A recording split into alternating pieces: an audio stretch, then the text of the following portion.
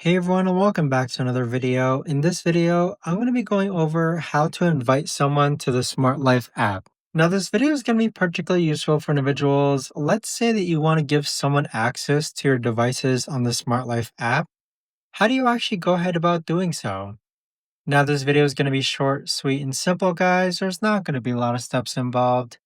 Now, I've been trying to figure this out, and the only way around it that I've done is that if you click onto a device on the Smart Life app, then click on the pencil icon, then click on Share Device, you can see that you have this way to actually go ahead and invite someone to share your device.